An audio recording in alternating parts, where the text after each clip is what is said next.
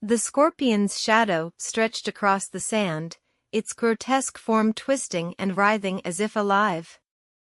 Seti's heart pounded in her chest as she watched the massive creature emerge from the shimmering desert heat. Its pincers clicked menacingly, and its stinger dripped with venom that sizzled when it touched the ground. This was no ordinary scorpion. This was the harbinger of chaos, the avatar of the Scorpion King himself. As the monstrous arachnid advanced, Seti clutched the sacred ankh in her trembling hands. She knew that the fate of Egypt, perhaps the entire world, rested on her next move. The young apprentice closed her eyes, took a deep breath, and prepared to face her destiny. The chisel slipped from Seti's sweaty palm, clattering against the stone floor of the temple of Karnak. She winced, glancing nervously over her shoulder, but the sound didn't seem to have attracted any attention. The young apprentice to the royal sculptor wiped her brow and bent to retrieve the tool, her fingers brushing against something unexpected, a small, raised section of stone that didn't match the rest of the floor. Curiosity piqued, Seti ran her hand over the anomaly. It was circular, about the size of her palm, with intricate carvings that were almost imperceptible to the touch. She traced the pattern with her fingertip, feeling the familiar shape of a scorpion emerge beneath her exploration. Seti. The sharp voice of her master, Nakt, echoed through the chamber. Stop dawdling and finish cleaning those tools. The pharaoh expects the new statue to be ready for the festival of Opet, and we cannot afford any delays. Yes, Master Nakt, Seti called back, quickly gathering her tools. But as she stood, her elbow accidentally pressed against the carved circle. There was a soft click, followed by the grinding of stone against stone. Seti stumbled backward as a section of the floor began to sink and slide away, revealing a dark opening barely wide enough for a person to squeeze through. Cool, musty air wafted up from the depths, carrying with it the scent of ancient secrets. For a moment, Seti stood frozen, her mind racing. She knew she should call for Master Nakt, but something held her back. This was her discovery, and a voice in the back of her mind whispered that this could be her chance to prove herself worthy of more than just cleaning tools and mixing paints. With a final glance toward the main chamber where Nakt worked, Seti lowered herself into the opening. The descent was steep but manageable, with crude steps carved into the rock. As she descended, the light from above grew dimmer, until she was forced to feel her way forward in near total darkness. Just as claustrophobia began to set in, Seti's foot met level ground. She blinked, trying to adjust her eyes to the gloom. Slowly, shapes began to emerge from the darkness, walls covered in faded hieroglyphs, stone pedestals supporting crumbling statues, and at the far end of the chamber, a solitary wooden chest. Seti's heart raced as she approached the chest. It was simple in design, unadorned save for a single symbol carved into its lid, a scorpion, its tail curled and ready to strike. With trembling hands, she lifted the lid. Inside lay a single papyrus scroll, remarkably well preserved despite its obvious age. Seti carefully unrolled it, squinting to make out the faded text in the dim light. As she read, her eyes widened in a mixture of fascination and growing horror. The scroll told of an ancient cult dedicated to the worship of the Scorpion King, a being of immense power who had once ruled over the land with cruelty and chaos. The cult had been driven underground centuries ago, but its members had never ceased in their efforts to bring about their Dark Master's return. According to the scroll, the cult believed that the Scorpion King would rise again when the stars aligned and the Chosen One read aloud the sacred incantation. Seti's blood ran cold as she realized the gravity of what she had stumbled upon. A sudden noise from above made her jump. Master Nakt's voice echoed down the passage, calling her name. In a panic, Seti rolled up the scroll and tucked it into her tunic. She scrambled back up the narrow passage, emerging into the temple just as Nacht rounded the corner. "There you are, girl. What in the name of Ra have you been doing down there?" Nacht's face was red with anger and exertion. Seti's mind raced, searching for a plausible excuse. "Forgive me, master. I dropped my chisel, and it rolled into a crack in the floor. I was trying to retrieve it." Nacht's eyes narrowed suspiciously, but after a moment, he seemed to accept the explanation. "Well, never mind that now. The Pharaoh's vizier is here to check on our progress. Come, make yourself presentable."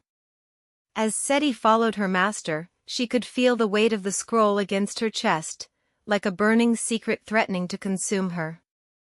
Little did she know that by reading those ancient words, she had set in motion a chain of events that would shake the very foundations of Egypt. That night, sleep eluded Seti. She tossed and turned on her pallet, the scroll hidden beneath it seeming to pulse with an otherworldly energy. Every time she closed her eyes, visions of scorpions and dark, robed figures danced behind her eyelids. Finally, unable to bear it any longer, Seti slipped out of the apprentice's quarters and made her way to a secluded corner of the temple gardens.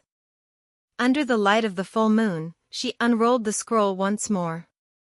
The hieroglyphs seemed to writhe on the papyrus, forming themselves into words and images that burned themselves into Seti's mind. She learned of the Scorpion King's terrible reign, of the brave pharaoh who had finally defeated him, and of the cult that had formed in the wake of his downfall. According to the scroll, the cult members believed that the Scorpion King's essence had been trapped in a magical artifact, a golden scorpion amulet. This amulet, when reunited with the king's scepter and activated by the blood of the Chosen One, would bring about the Scorpion King's resurrection. Seti's fingers trembled as she traced the intricate drawings of the amulet and scepter. The scroll claimed that these items had been hidden in secret locations across Egypt, protected by deadly traps and fearsome guardians. As she neared the end of the scroll, Seti's eyes fell upon a passage that made her blood run cold. And lo, when the stars align and the Chosen One speaks the sacred words, the way shall be opened. The Scorpion King shall rise again, and darkness shall cover the land. Without thinking, Seti began to sound out the strange, guttural words written beneath this ominous prophecy. As the last syllable left her lips, a chill wind swept through the garden, extinguishing the torches and plunging her into darkness. For a moment, all was silent. Then, from somewhere in the distance, Seti heard a sound that made her hair stand on end, the dry, skittering noise of countless legs moving across stone. Panic seized her. She rolled up the scroll and fled back to her quarters, her heart pounding in her ears. As she lay on her pallet, trying to convince herself that it had all been her imagination, a new sound reached her, muffled voices, speaking in hushed, urgent tones. Curiosity overcame fear, and Seti crept to the door, pressing her ear against the cool wood. She could make out two voices, one she recognized as Nacht's, the other unfamiliar and raspy. Awakened, the unfamiliar voice was saying, "After all these centuries, the time has finally come. Are you certain?" Nacht's voice was trembling. "How can you be sure? The signs are unmistakable. The sacred words have been spoken, and our Lord stirs in his slumber. We must act quickly to gather the artifacts before the Pharaoh's men realize what is happening." Seti's mind reeled. Could it be that her master, the respected royal sculptor, was a member of this secret cult? And if so, how many others walked among them, hiding their true allegiances behind masks of normalcy? As the voices faded, Seti retreated to her pallet, her mind racing.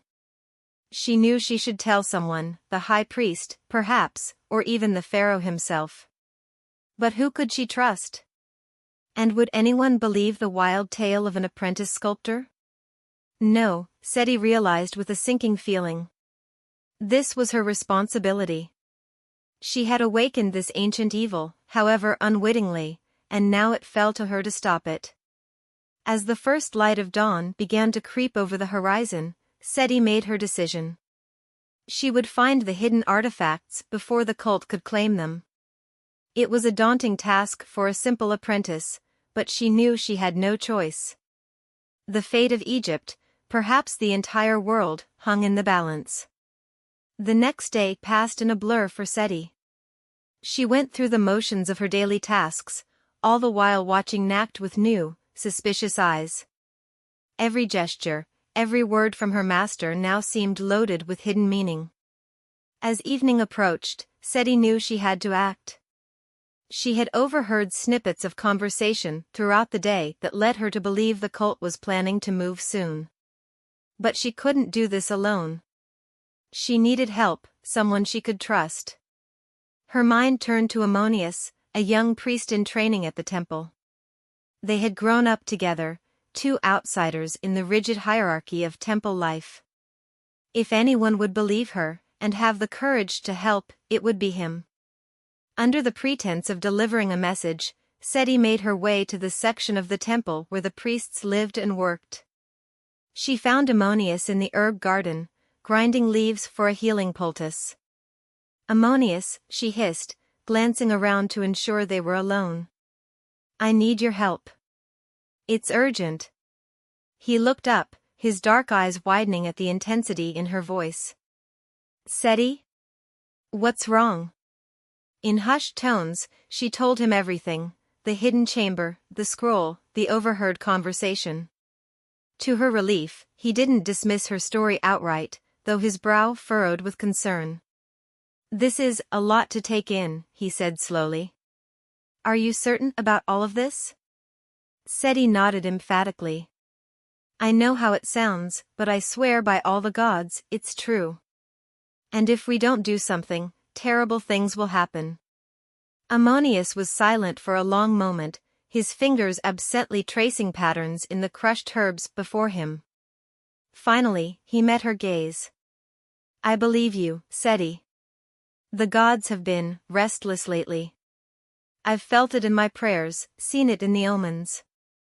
Something dark is stirring." He took a deep breath. "What do you need me to do?"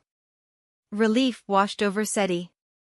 "We need to find the artifacts before the cult does." The scroll mentioned too, a golden scorpion amulet and a scepter. "They're hidden somewhere in Egypt, protected by traps and guardians." "That's not much to go on," Ammonius pointed out. "Egypt is vast, and there are countless hidden tombs and temples." "I know," Seti admitted. But the scroll hinted at some kind of map or guide hidden within the temple itself. "If we can find it, we might have a chance." Ammonius nodded, his expression determined. "All right.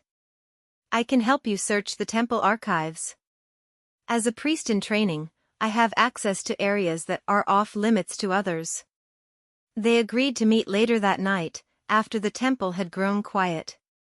As Seti turned to leave, Ammonius caught her arm. "Be careful, Seti. If what you say is true, we're dealing with forces beyond our understanding.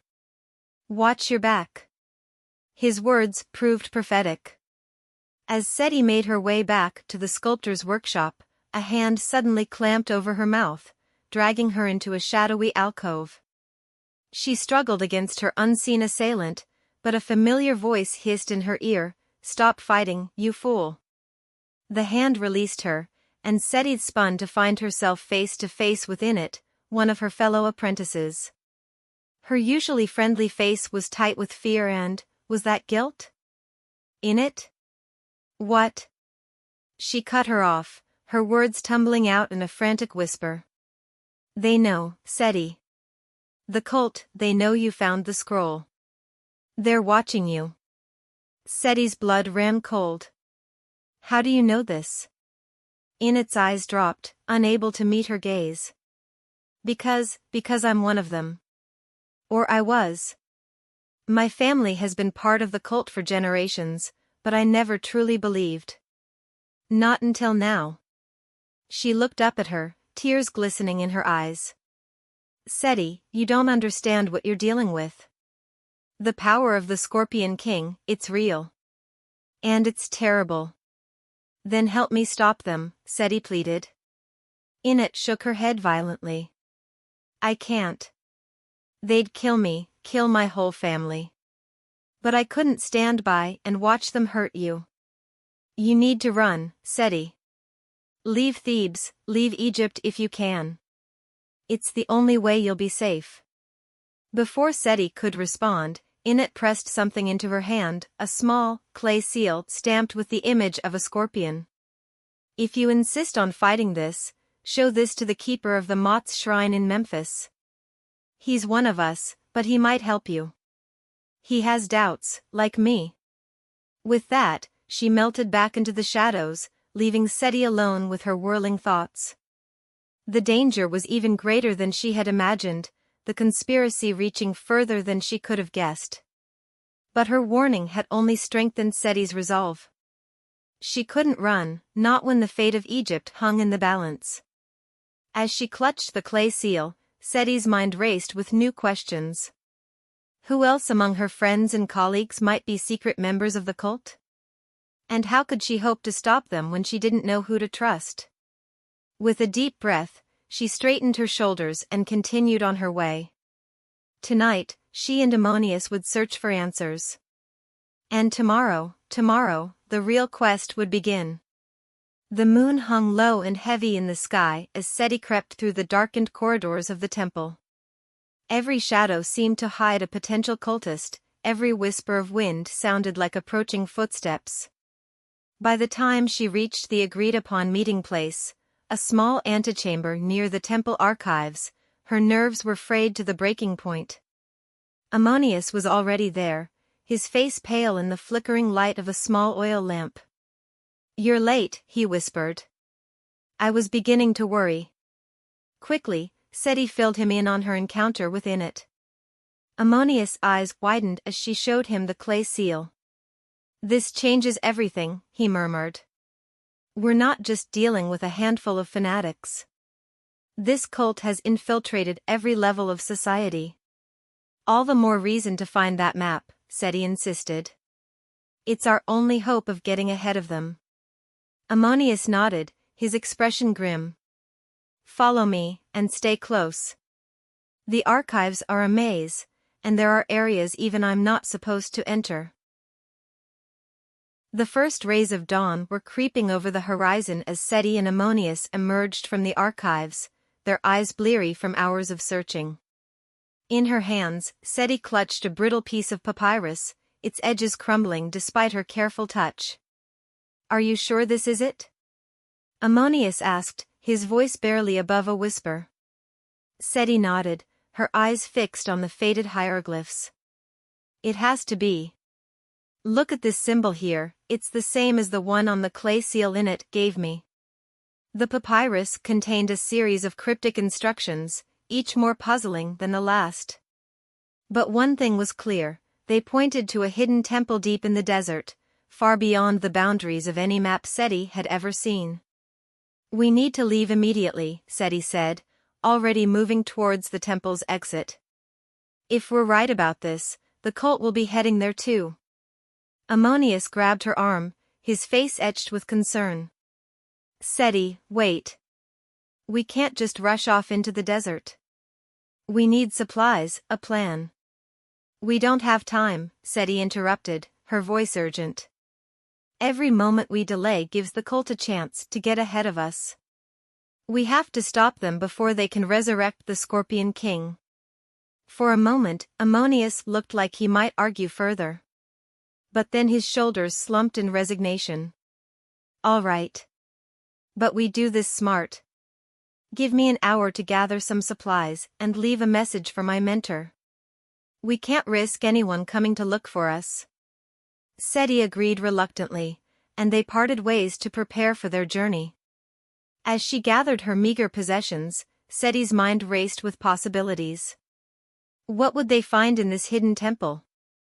And more importantly, how could they hope to stop a cult that had survived in secret for centuries? An hour later, they slipped out of Thebes under the cover of the morning bustle. The desert stretched before them, a vast sea of sand that shimmered in the growing heat. With the papyrus as their guide, Seti and Ammonius set off into the unknown. Days passed in a haze of scorching heat and freezing nights. They rationed their water carefully, but Seti could see the worry growing in Ammonius' eyes as their supplies dwindled. Just when it seemed they must turn back or perish, a dark shape appeared on the horizon. As they drew closer, the shape resolved itself into a massive structure of weathered stone. Pillars rose from the sand like the ribs of some long-dead beast, and at their center stood a temple unlike any Seti had ever seen. Its walls were covered in carvings of scorpions and serpents locked in eternal combat. "We're too late," Ammonius gasped, pointing to a group of figures moving near the temple's entrance. Even at this distance, Seti could make out the dark robes of the cult members. "No," Seti said, her jaw set with determination. "We can still stop them. Come on." They crept closer, using the broken pillars as cover. As they neared the temple, Seti could hear chanting echoing from within. The words were familiar, the same ones she had read from the scroll in the gardens of Karnak. "They're starting the ritual," she whispered to Ammonius. "We have to disrupt it somehow." But before they could move, a hand clamped down on Seti's shoulder. She spun, coming face to face with a robed figure. For a heart-stopping moment, she thought they'd been caught. Then the figure pushed back its hood, revealing Inet's familiar face. "I hoped you wouldn't come," Inet said, her voice tight with fear. "But since you're here, you might as well know the truth." In hurried whispers, Inet explained that the cult was not what Seti and Ammonius believed. Yes, they sought to resurrect the Scorpion King, but not to bring chaos to Egypt. The Scorpion King was a protector, a force for balance that had been twisted by centuries of misunderstanding.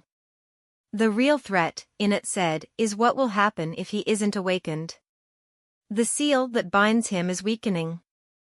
If it breaks on its own, his power will be unleashed without control. Our ritual is the only thing that can direct that power, use it to reinforce the barriers between our world and the chaos beyond." Seti's mind reeled. Everything she thought she knew had been turned upside down. "So what do we do?" she asked, looking from Inet to Ammonius. Inet pressed a small object into Seti's hand, a golden amulet in the shape of a scorpion. "You found the hidden chamber. You read the words that started this. It has to be you, Seti. You're the chosen one who can complete the ritual." The weight of destiny settled on Seti's shoulders. With a deep breath, she nodded and stepped towards the temple entrance. As she crossed the threshold, the chanting inside reached a fever pitch. In the center of the vast chamber, a circle of robed figures surrounded a raised dais. Upon it lay a scepter, its surface crawling with carved scorpions. As Seti approached, the chanters parted to let her through.